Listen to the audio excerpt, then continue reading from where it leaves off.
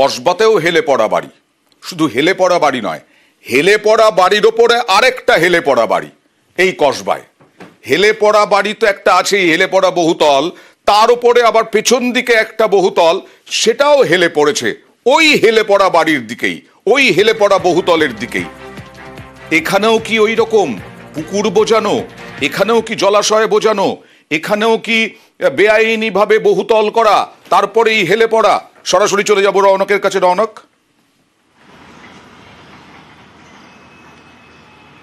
দেখো, একেবারেই তুমি যেটা বললে, আগে এই জায়গাটি জলাশয় ছিল এমনটাই সেখানকার স্থানীয় বাসিন্দারা জানাচ্ছেন। এবং শুধু তাই নয়, সেই ওয়ার্ডের কাউন্সিলর তিনি নিজে স্বীকার করছেন যে ওখানকার বেশিরভাগ বাড়ি বেআইনি, মানবিকতার খাতিরে জল এবং ড্রেনেজের লাইন করে দিয়েছেন তারা।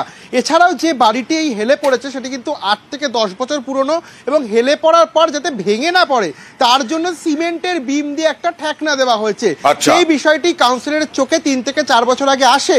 তিনি জানাচ্ছেন তিনি মৌখিকভাবে সেটি কলকাতা কর্পোরেশনকে জানিয়েছিলেন, কিন্তু তিনি বলছেন যে একেবারে যে একটা অবহেলা এতদিন ধরে হয়েছে, এখন সেটা গুরুত্বের সঙ্গে দেখা হবে এবং আগামী কিছুদিনের মধ্যেই ব্যবস্থা নেওয়া হবে। কারণ এখানে শুধু একটি বাড়ি নয়, 2টি বাড়ি কার্যত একে অপরের দিকে হেলে গেছে এবং 3টি বাড়ি এখানে ক্ষতিগ্রস্ত।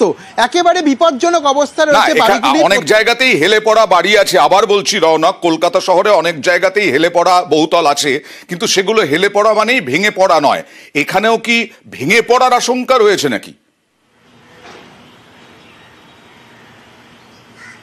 দেখো, একেবারে আজ থেকে 2 থেকে 3 বছর আগে একটা আশঙ্কা ছিল। সেই আশঙ্কা থাকার কারণেই কিন্তু একটি যে সিমেন্টের যে বিমগুলো হয়, প্রায় 3টে সিমেন্টের বিম দিয়ে যে 4 তলা, ওপর কিন্তু 2টো বাড়ি ঢালাই করে এক করে দেওয়া হয়েছে যাতে কোনোভাবে এটি ভেঙে না পড়ে।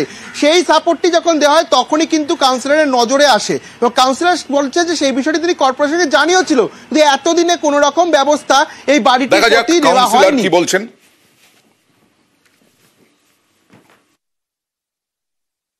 আমাদের যে মিটিং হয়, আমি ভার্বালি বলেছিলাম, সত্যি কথাই বলছি আপনাদের, যেরকম একটা বাড়ি কাজ হয়ে গেছে দেখতে হবে। তারপর ব্যাপারটা আমরাও সেভাবে বুঝতে পারছি। এই বছর 3-4 আগে বলেছিলাম, ওই বড় মিটিং হয় না, ওখানেই তুলেছিলাম, বলেছিলাম যে দেখে নেবেন, এরকম মনে হচ্ছে অবহেলা হয়েছে আমাদের, এত আর কি গুরুত্ব দিয়ে দেখা উচিত ছিল।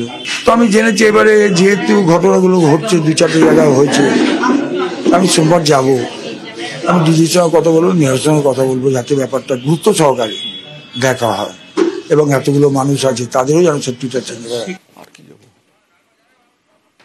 10 বছরে এই বহুতলে বিপর্যয়, 4 বছর আগেই অভিযোগ, দাবি কাউন্সিলরের।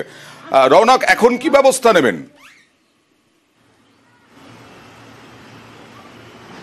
দেখো, যেটা জানা যাচ্ছে আগামী সোমবারের মধ্যে সেখানে স্ট্রাকচারাল ইঞ্জিনিয়ারদের তিনি আসার আবেদন ইতিমধ্যে গতকাল করেছেন, যে এই ঘটনাস্থল যাতে পরিদর্শন করে যায় এবং যদি যেখানে যারা বাসিন্দা আছে নিরাপদে সরিয়ে নিয়ে যাওয়া বা যদি ওই বিল্ডিংটাকে অন্যভাবে ঠিকঠাক অবস্থায় ফিরিয়ে নিয়ে আসা যায় সেই বিষয় নিয়ে তিনি একটা ব্যবস্থা নেওয়ার কথা জানিয়েছেন। ইতিমধ্যে বিল্ডিং ডিপার্টমেন্টের স্ট্রাকচারাল ইঞ্জিনিয়ারদের সঙ্গে তিনি কথা বলেছেন এবং তিনি বলছেন আগামী সোমবার তিনি মেয়রের সঙ্গে এই বিষয় নিয়ে কথা বলবেন এবং বিল্ডিং ডিপার্টমেন্টের আধিকারিকদের সঙ্গে কথা বলবেন। কারণ যেভাবে বিপজ্জনক অবস্থায় এই 2টি বাড়ি রয়েছে, যখন তখন কিন্তু একটা দুর্ঘটনা ঘটলেই পারে। বড়সড় ফাটলও আমরা দেখতে পাচ্ছি। যাই হোক, বেআইনি রমরমা যে এই বেআইনি রমরমা বিল্ডিং বিভাগে, পুরসভার বিল্ডিং বিভাগে, এটা আমরা বলেই আসছি। মেয়র বলছেন যে কেনার আগে সতর্ক থাকতে হবে।